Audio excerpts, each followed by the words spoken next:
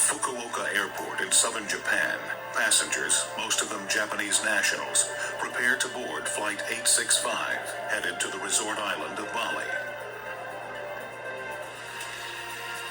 Among them is Ken Akase, a retired worker and an avid photographer, and his wife. As they are waiting to board, the Akases are given their first indication that things may not go smoothly. Our tour conductor announced that the plane had some problem in its electrical system. Therefore, passengers who sit by the windows might not be able to read.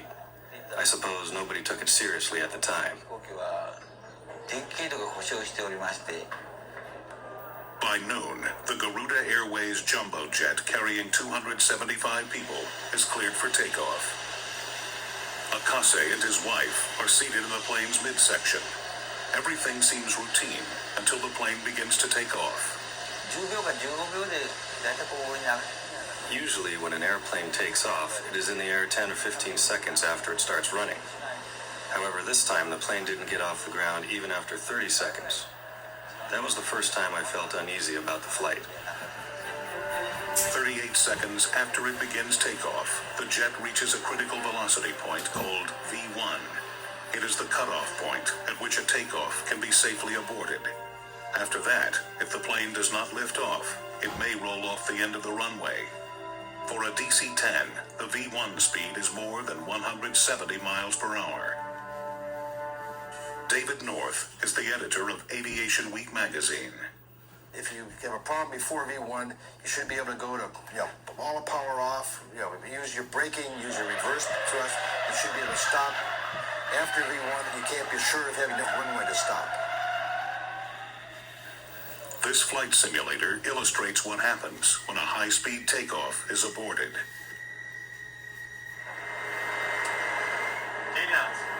V1, rotate.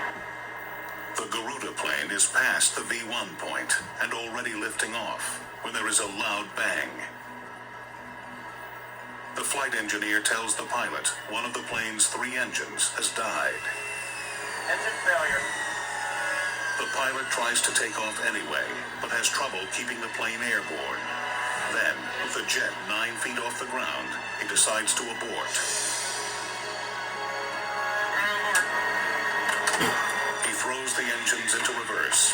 The plane slams down and skids onto the grass beyond the end of the runway, losing its landing gear.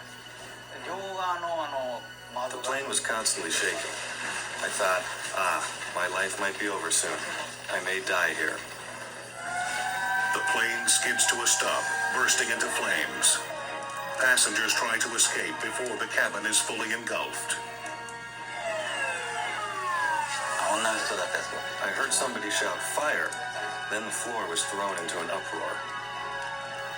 Akase and his wife find an emergency exit and jump to the ground. At the moment my feet touched the ground, I realized I was saved. Others leap out through cracks in the fuselage. Once outside, Akase begins videotaping. Miraculously, all but 3 of the passengers are accounted for. 18 people, including the pilot, are rushed to the hospital with serious injuries.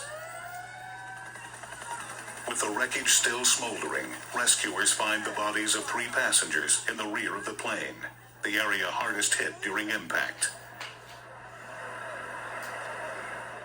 When government investigators begin to pick through the debris, clues point to the plane's right-wing engine as the source of the problem. Witnesses say it belched sparks and a long plume of smoke during takeoff. But the plane had 2 remaining engines that should have been enough to keep it in the air. The standard safety procedure during engine failure is to take off, turn around, and land back at the airport.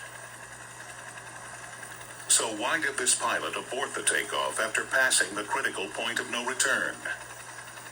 You experience a problem. What the captain doesn't know is the extent of that problem. He's past V1. He's going to decide within 2 seconds, am I better staying on the ground, taking my chances on the ground, or am I better taking my chances in the air? He made the choice to stay on the ground. And it's hard to second guess that person because we can't sense all that he could feel. The pilot testifies he felt something unusual during takeoff. Then the plane's speed abruptly decreased. He feared that if he continued the takeoff, the plane would crash into neighboring buildings. The inquiry fails to reveal the exact cause of engine failure. But as a result of the crash, Garuda Airways stops flying DC-10s. No one can say what would have happened if the pilot had continued his takeoff. 3 people died because of his decision, but 272 lived. Did his actions prevent an even greater disaster, saving hundreds of lives? The answer may never be known.